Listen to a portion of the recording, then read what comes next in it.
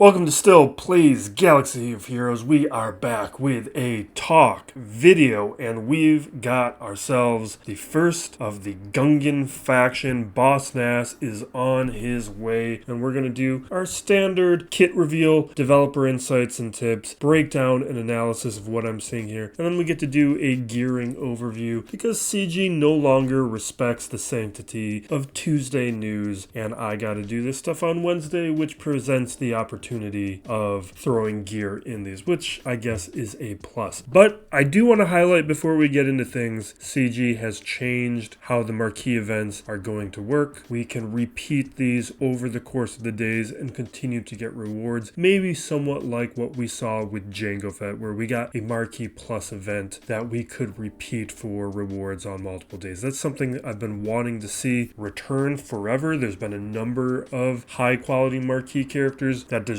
that marquee plus status, but none of them received it. So this, I think, is a positive development. Boss Nass starts off the new Gungan faction as a support leader, and with him, one of his attributes is to bring along a new summoned ally, the Shield Generator. We're going to look to him to provide a lot of buffs and debuffs to control the battle, and he's going to have a territory Omicron that boosts the survivability of the Gungan faction. And if you like territory war armies, I think it's a pretty decent one. With the tips, this Shield Generator is going to be a critical component of this squad, and it is going to be facilitating the synergy of the Gungan faction and provide some resilience. Each Gungan ally is going to be providing their own share of synergies and benefits when the Shield Generator is present. All Gungans are also going to convert a portion of their max health into max protection, which means we're going to have a lot of downward pressure on our health mods and our health primaries. So if you're not already spending a lot of time collecting those, keep revisiting them and keep an eye out on those health mod, health primaries, because we just need a ton of them with all of the characters in game that already currently need them. Now the next portion, the frequently asked questions portion, we usually just skip this, but there's actually three components in here that I do want to emphasize. One we already did with the marquee schedule. Just make sure every day you're revisiting the event and replaying it to get some additional rewards for however long the length of this marquee event. And then the next two portions, one is the raid is going to have an exception where the Shield Generator is going to be able to participate in the new Naboo raid that we will be seeing in several months. And the last portion is some indicators for unlocking Jar Jar Binks, the legendary, but not really a legendary because CG doesn't respect words anymore. Now, Jar Jar Binks, Relic 5 characters, that's going to be a smart bet, although there is still room until we see the rest of them that some could be R3 or something else, but in all likelihood, we should be planning for R5 on everyone. We begin our kit breakdown analysis with the basic ability, Boss's Command, and unfortunately, we can't fit the entire ability on screen right now because of all these extra enters and spaces. These just seems to be increasing every kit reveal. Now, the first portion of this is inflict offense down on the target and assist call a random Gungan ally dealing 30% more damage. This assist call could have a lot of value depending on the other Gungans. Think Tusken Chieftain, where when he gets an assist out of turn, he's calling someone else. It could be something where, like, we'll see it in some battles, Raider calling an assist will call a Chieftain who will call somebody else. We could see that kind of synergy happening here with the Gungans, and I fully expect to see something like that, with Boss Nass randomly getting called to assist, who will then randomly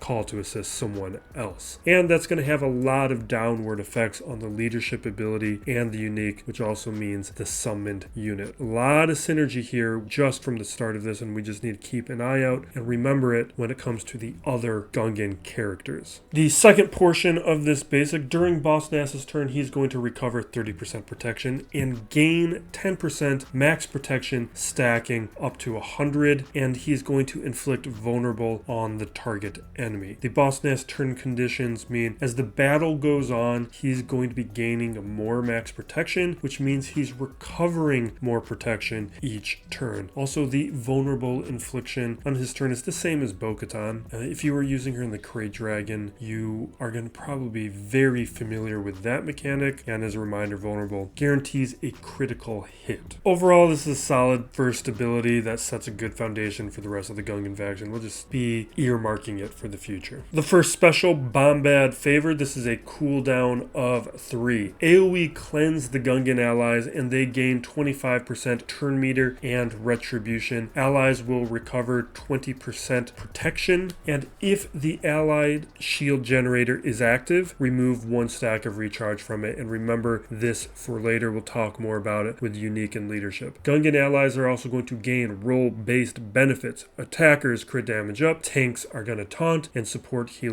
will gain speed up. This is straightforward, cleanse and recovery ability. This is all about survivability, and it has a reasonable cooldown, and we'll be hitting this a lot. The second special ability, Intimidating Order, has a cooldown of 4. We have an AoE dispel of enemy buffs. If an enemy was buffed, remove 25% turn meter from them. If they were a separatist, remove 50% turn meter instead. We're going to inflict the target enemy with expose for 2 turns, and AoE inflict enemies with defense down, 2 damage over times, and healing immunity. Big part of this ability is the buff dispel and turn meter removal. This is a control ability. The debuffs are a nice bonus, but they're going to have varying import, where traditionally really healing immunity is the only one I occasionally pay attention to depending on the counter, although dots may prove useful for feats in conquest or galactic challenges. And because of the turn meter removal, there is reason to time this ability or consider using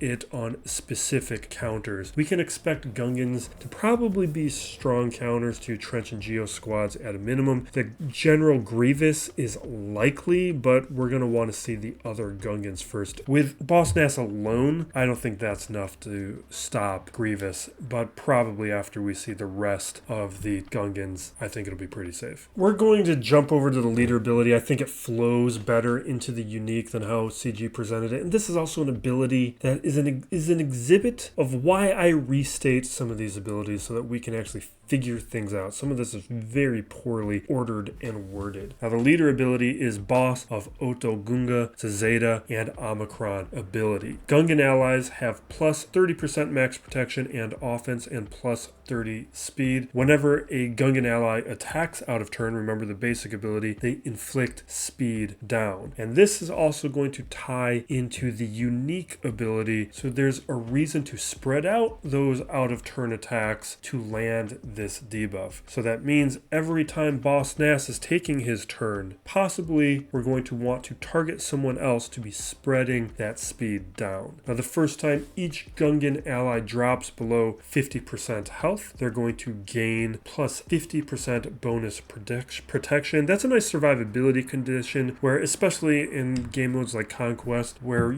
we might be utilizing over the next several months like low star versions at gear 11 of these characters, hitting that 50% threshold, getting protection up is going to make some of this stuff a little bit easier. So that's something that I actually very much like. Now we get to the portion where we're reordering some of this a bit. If our allies are Gungans at the battle start, summon a shield generator. If there is an ally shield generator present, whenever it loses a stack of recharge, Gungan allies gain 1% max protection, maxing out at 50% until the conclusion of the encounter. At the end of each Gungan ally's turn, they're going to remove a stack of recharge, and if the shield generator is defeated, Gungan allies gain 50% turn meter. So now we can see some of the major mechanics going on with the Gungans. Every Gungan turn, the shield generator is losing stacks of recharge, and every turn, the max protection on the Gungans is stacking. And this ties back into the first special, which also removes a stack of recharge. So each time we're using the special, we're feeding into this effect where that max protection is stacking. The Omicron ability, again, this is a territory war Ami. Gungans gain 50% max protection and 30 speed. And that's actually not that different than the base level of the leadership, where it's 30% max protection and 30 speed. What that probably implies that just that amount of percentage difference makes a significant impact. So that probably implies a lot about the max protection percentages going on with the rest of the kit. Now, the rest of it here, at the start of each ally Gungan's turn, they recover 20% protection and cleanse themselves. Whenever a Gungan ally is dazed or stunned, they immediately cleanse and recover 75% protection and gain 4 stacks of protection over time. This Ami sounds like a bit of a pain. which will limit a lot of counters, potential counters. I do think Night Sisters, though, even though they will be setting down a number of stuns, should be an effective counter. We just might want to be focused on who we target, maybe rely on Plague and AoEs to do most of the damage, just to focus on who's going to be cleansing and recovering that protection. You just limit it to one character so that the rest of the Night Sister kit can take care of the rest. Overall, though, I think it's probably going to be a worthy army if you care about territory war armies, although there's better ones. Like I think Kelleran's is one that I'm far more interested in. Now we skip back up to the unique ability, Ankura Resilience, a Zeta ability. At the battle start, Boss Nass loses 75% max health and gains that much max protection. At the start of Boss Nass's turn, he gains potency equal to 50% of his current protection until the start of his next turn. So this condition ties into the basic ability and the shield generator, where his max protection is changing throughout the battle. And now that potency is tied to his protection, I would look at adding mods with a combination of health, protection, and potency secondaries, as much as you can get on there. So the formula that we have is health is equal to protection, and protection is equal to potency. And also recalling from the leadership, every Gungan turn is removing recharge, which is stacking the protection, which is now stacking Boss Nass's potency. So also get the squad as fast as possible so that everybody's taking turns quickly, removing that recharge, and what we start seeing this big effect of stacking protection, increased recovery, and stacking potency. Now this portion here is actually part of the reason I want to do the leadership first. Whenever enemies are inflicted with speed down, they have minus 25% crit chance and offense. So from the leadership, this happens on out of turn attacks, and since Boss Nass calls an assist and his first special adds retribution, we know at minimum there's a decent start to those out of turn attacks on this kit, which means the damage being done to this squad will be reduced if you spread that speed down around, which is why when we were describing the basic ability, I suggested it might be worthwhile to, on Boss Nass's turn, change the target if you're not stuck behind a taunt to just make sure each enemy lands that speed down so that you can reduce the offense that you're taking. If the ally shield generator is active, whenever a Gungan ally loses turn meter, they're going to gain 10% of their current max protection, stacking until the battle end. And whenever Boss Nass inflicts a debuff, he's going to deal true damage to the afflicted target. So this creates further incentive to boost potency on mods and not just rely on the stacking max protection, because landing those debuffs means inflicting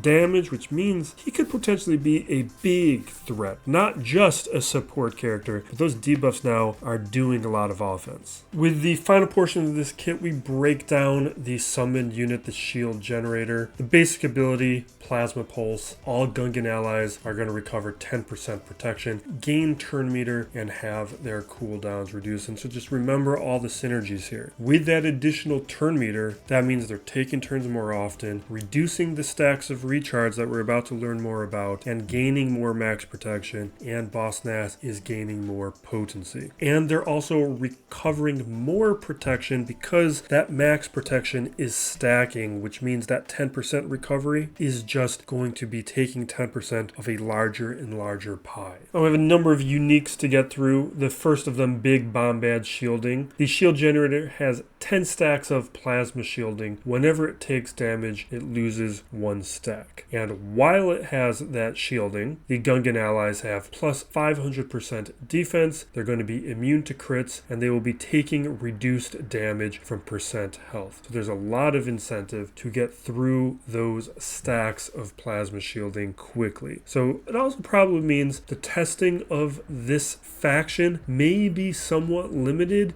until we get that tank, and I'm hoping the tank is not the last one we get. The second unique pride of the Grand Army, Shield Generator has no health or protection and can't be defeated or destroyed while it has plasma shielding. When all stacks of plasma shielding expire, the Shield Generator is destroyed. The generator is immune to buffs, debuffs, its max health and max protection can't be changed, and the Shield Generator has 50 stacks of recharge. When it loses all those stacks of recharge, it's going to take a bonus turn and gain 50 stacks of recharge. And the recharge, again, exists units to feed into those synergies with the Gungans. They're taking turns, they're increasing their max protection, they're increasing potency, they're increasing the recovery. A lot of effects are happening here, and it's going to make the squad more and more dangerous, so we need to take out this shield generator to negate those effects. And probably want to do it sooner than later so that this Gungan faction doesn't start getting tanky from all this. The last unique summoned, nothing really important here. This is just conditions for how this particular summoned unit is going to work. Most of it we already know. Most of it is not too dissimilar from other summoned units with maybe one or two differences. Cannot be summoned in certain raids with the exception of the forthcoming Naboo raid. Unit can't be revived. If an effect counts defeated units, it doesn't apply in this case. When there are no allied combatants, unit escapes. Unit can't be revived if the summoned unit exists in their slot. Standard stuff. Now, even though this stuff is easier than it's ever been, I like to look at this gearing information because all this information allows us to be more efficient with our resources as we plan our next moves. And these Gungans, we want to be planning ahead because they are going to be very important towards the very near future of this game. Now, we're going to jump to gear level 7. This is the first tier that I like to look at because of the Mark III holo projector. Very cheap. We go through them quickly, but it's more because so many characters need them and because they compete with relic materials. It just means we're going to go through them very quickly, and depending on where you are in the game, they may be competing with other pieces of gear for those Mark I tokens. So it's a high demand piece that being aware of allows us to budget those Mark I tokens a little bit more effectively. Now, gear level 8, next one we need to pay attention to. This is fairly below average. We got a Carbonti, Stun Cuff. We have 2 more of those Mark III holo projectors, but really it's the first of the Chirotechs. At gear level 9, this is the first choke point, but really it's not that bad of a choke point. No Carbontis, no stun guns. Only thing we got to worry about are these 2 Chirotechs. This is what's going to stop most players. When we have to put 2 Chirotechs on a level, a lot of players stop. But Gungans, I'm going to encourage you guys to just plow through with this faction because this is going to affect Amidala. This is going to affect raids. This is going to affect conquest. This is just a faction I'm going to be taking up to gear 11 right away. I mean, that's what I do anyway. You guys know this by now. But I do want to emphasize this faction more than any we've seen in the past. If you wanted to hold off on other factions before because there are single shard farms, you don't want to worry about the Chirotechs, I would make an exception for the Gungan faction. Now, good news is that's all we got to worry about with the Chirotechs. He is a 3 average Chirotech character. Now, at gear level 10, we got 2 stun cuffs, we got an eyeball. We can move on. There's a Mark 6 thermal that's somewhat high demand. And the gear 11 to gear 12 finisher, this is pretty nice because what we have here is something that was pretty standard and typical of an older support leadership type character. And with that, we got 2 eyeballs, stun cuff, stun gun, a couple Carbontis, Mark 4 back to gel, and you're basically done. Nothing you really got to worry about. You're going to move on pretty quickly. Really, after you get through gear 9, you can go up to gear 11 without any major effort and just wait there until you hit 7 stars. Once you hit 7 stars, go to gear 12. This is pretty easy for a relic. Your finisher is the Cairo computer. That is the lower demand of the 2 pieces. It's much easier to accumulate those stuff passively, and he's not going to be competing with as many characters with those Cairo prods. Then we got 2 Mark 12 fusion furnaces, and we have the med packs. Other stuff we got 1 or 2 of, but that's pretty average and standard. In general, this is going to be a pretty easy to relic character, and the Chirotech demands are standard stuff at this stage with these types of newer characters. I think this is a very promising start to this new Gungan faction. I could see the potential that they could be something on the order of like the Bad Batch when they were added to the game, where even at low stars gear 11, they were able to counter some important squads. They were very valuable. In contrast to a squad like the Inquisitors, who they were basically useless until you got Grand Inquisitor or Third Sister onto the squad. This is a squad that if you are the type of player that ignores characters until they're accelerated, I would make an exception here, particularly because of the Naboo raid. You're going to want to have this faction in order to get decent scores, and waiting until the Naboo raid is active to work on some of these guys is probably going to slow you down too much when you have so much time to at least stretch out some of those resource demands. And before we wrap up, a special thank you and shout out to Track, who did gift me a Lightspeed bundle through the new guild gifting system. It is very much appreciated. I really appreciate all the support that you guys show. We're going to try and take some more steps forward this year. There's a number of things that I've had planned for a long time that I just want to start getting out. So thank you again to Tract. Thank you to the rest of you. We're going to wrap up. Be excellent to each other, everybody. This is Still Plays Galaxy of Heroes.